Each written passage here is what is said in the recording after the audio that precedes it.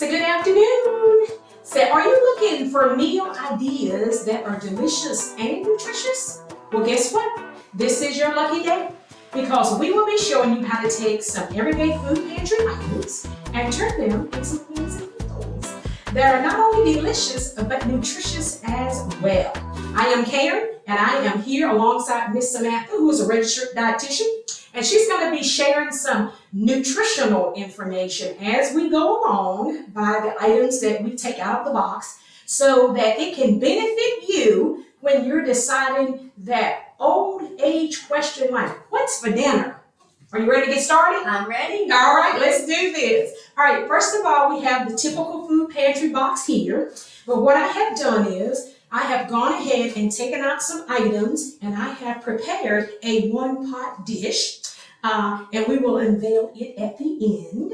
And it was made with chicken broth that came out of our box. We have pineapple chunks that came out of our box. Also some amazing yellow rice. Mm-hmm. And we also have, you can use diced tomatoes if you like, but you can also use fresh, which I kind of just put a couple fresh tomatoes in mine as well. And then we had chicken breast that we had gotten out of the can. And so those 4 or 5 items were placed together, and we're going to unveil our amazing one-pot dish. And I'm going to let Sam taste it. Yeah, and it smells delicious, so I cannot wait to try it. Yeah, so I think we're on a good track here. If it smells good. Yes, of course. Yeah, so we'll go ahead and get started. The recipe was very flexible and very forgiving. And so we will have that recipe for you all as well. So let's get started on some of the basic staple items that you will find in your typical food pantry box. All right, we got rice and we have some lentils.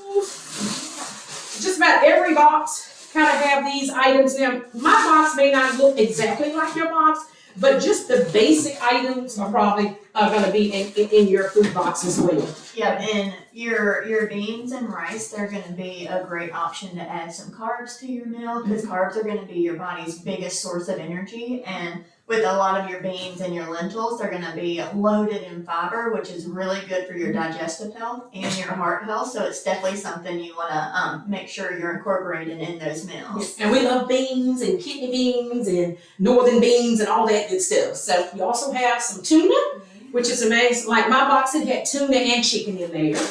Also, it had walnuts, and I know they're good. They are, yeah. So your walnuts are actually a healthy fat, and they are rich in omega-3 fatty acids, which is good for your heart health and your brain health. And they're actually shaped like a brain if you ever looked at it. So that's how you can remember that they're good for your brain health. Yes. If I get a little foggy, I need some walnuts. Exactly. All right, and then of course we spoke about the rice, which I had already used some of that, but this is another little pack of it as well. They also have white rice, so it was yellow rice and white rice was in this. Yeah, and I know some people have a hard time wanting to incorporate those carbs in their meals because they're scared they might eat too many, or carbs are going to be what makes them gain a lot of weight, and that's not necessarily the case either. Now, if you do have a condition like diabetes where you do need to manage the amount of carbs you're eating, then that is something to keep in mind. But even diabetics need carbs at that meal as well. So we, again, just want to make sure that they are being incorporated in there. So some way, shape, and form, right? Yeah, some way, shape, and form. And if you do have questions about how many carbs you should eat at a meal, that's a great example of using a dietitian to help you figure that out. And Sam is available for all of it. Yeah. We got some great northern beans. And then also kidney beans, in which, I mean, it's cool outside, right? And it makes you think of soup, you know? Mm-hmm. And I know I love just good soup around this time of the year. But like I say, it's a nice variety of beans that were actually in this box. And then we get to our elbow macaroni. It's got some macaroni and cheese. Of course, everybody likes a little mac and cheese. We have pasta, angel hair pasta. And of course, they put in here Prego chunky tomato, onion, and garlic sauce. So that goes right along with it. Also, we have manicotti. Yeah. That's really neat to be filled, I guess, with, what is that, cream You cheese? could do like a ricotta cheese Okay. or cream cheese or even cottage cheese if you wanted to add extra protein in there. So cottage cheese is a relatively inexpensive food product to buy at the grocery stores that has a lot of that protein amount in there. And we're looking for healthy nutrition, so we have the pro with us tonight. And then we have raisins, which is nice, little snack, applesauce. They have plenty of, and that's unsweetened applesauce as well. And I guess if we wanted to make a lunch, we could have a great old tuna sandwich and have some raisins or have some applesauce as a little snack. Yeah, so a lot of people do like their tuna salads or their chicken salad just a little bit sweeter. And so that could be a great option to incorporate the raisins in there. Or if you enjoy your cereal, you know, put in the right oatmeal as well. Yeah, so there's a lot of different ways we can use all of these foods, and you know, we want to encourage you to think outside of the box, not just your standard meals like a spaghetti dinner. You know, how else could you actually use those noodles at a meal? And making like a cold pasta salad, for example, could be a great option. And you get things like your tuna packets and like your chicken in the pantry boxes, and those are great protein options to add in those types of foods. And it's nothing like, I mean, I think there's probably nobody that doesn't really like pasta. I mean, I absolutely love pasta. But like you say, and trying to think about it in a healthier aspect with adding vegetables, you're adding your protein, which is good. And of course, they had chicken broth in there. Yeah, and this is really good for adding flavor to your foods. If you don't like eating a lot of bland foods, or if you think some of the foods that come in the pantry box are just too bland for your tasting, this is a great option to add onto your foods just to get that extra boost of flavor. Like one more layer. Because even with the recipe that I did, Sam, it called for you could add water. And I was like, no, we're going to take it up a notch. We're going to put chicken broth in there because, of course, we had the chicken that was out of the can. So, and then we got creamy Alfredo sauce and what is it? A little barbecue sauce was in here. And you know we got peanut butter. So I know that's healthy. Yeah, peanut butter is a wonderful option for a snack or at meal times. You know, bread is something that is pretty inexpensive that we can get at the grocery store, so we can make a lot of like peanut butter sandwiches. I would encourage you to add some form of a fruit on there. And jelly? You can do jelly, but if we add like fruit preserves, or if we're mashing up the fruit to kind of resemble that jelly, you're going to get a lot more nutritional benefits than just the jelly alone. Okay.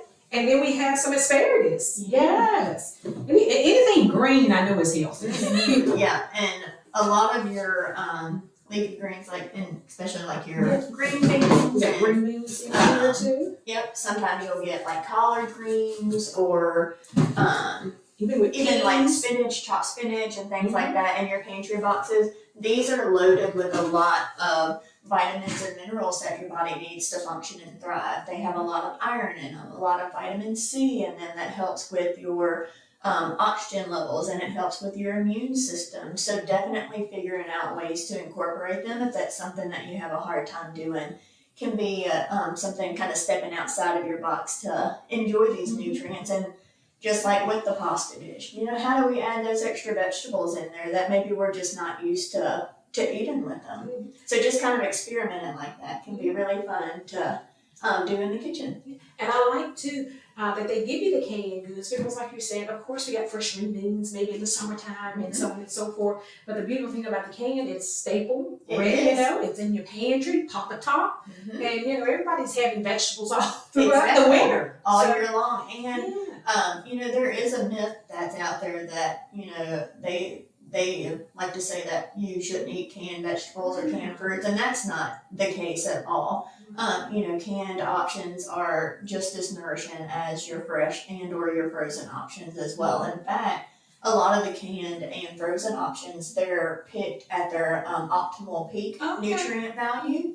And so sometimes they're even more nourishing than the fresh options at the grocery store because they're coming over on a tractor trailer, and then they're sitting in the grocery store, and then they sit in your fridge until you finally eat them.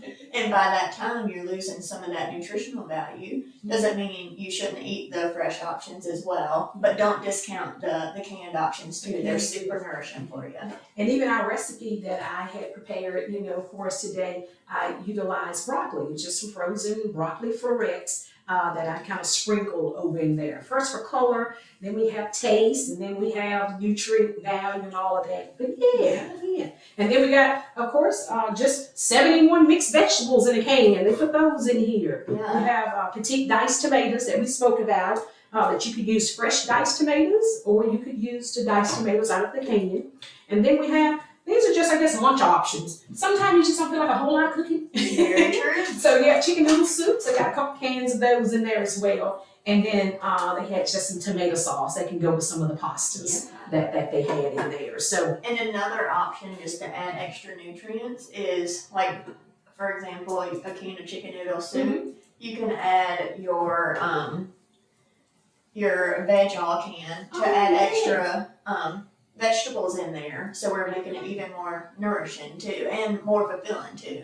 Because sometimes a can of soup just might not be enough for us out of milk, especially from a fiber content. So adding something like this into the soup could be a great option. And I never thought of that myself. Thank you. Yeah. I like that.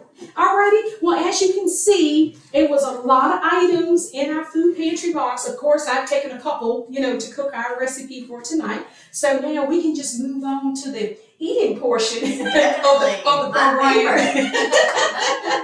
Look, like we said, we have events or parties and stuff. If I'm MC, and I'll say, well, we have reached a portion of the program where we need forks. There we go. And everybody starts clapping. Yeah, love that. So, all right. So we got Sam, got her fork and her napkin there. So we're all ready to go. And let's go ahead and unveil our one pot dish. This is chicken and broccoli. And I'll let you all kind of see that. Yummy. You have pineapples, you have the rice, we have broccoli, we have the tomatoes, and the chicken. Yeah. So, all right. So let's So all of that, our tomatoes and broccoli and even the pineapples, they're providing us with the vitamins and minerals that we need at our meal. The rice is providing that carb, that energy source that we want. And then we do want to make sure that we have some form of a protein that's where that chicken's coming in. Because we want to prevent spikes in our blood sugar levels so that we don't have energy spikes and crashes. So adding the chicken to this dish is going to make it even more nourishing, because we want to make sure that we're staying fuller for longer, which helps with the protein and the fiber. So again, that's kind of the reasons, I guess, why you added them in there, right? Yes, and that was a good reason. Maybe I didn't know it first, but you told me. There we go. But it really gives you more of a satiety, I guess, feeling, because it just kind of has, like you say, protein, then you got your veggies, you got your carbs, you got a little of everything in here. So let's just see what we got here, Miss Sam. All right. All right. Very good. And that little pineapple is like a little surprise. Yes. And I think it brings out the tomatoes Okay. even more, and the just the flavor. Yeah, it just makes it not as just plain. It adds you that boost. Add some depth to the recipe. This is so good. I wish you all could taste it. But guess what? Do not worry. We're going to help you with that as well. Yeah. Let me take one more bite. I don't want to talk and eat.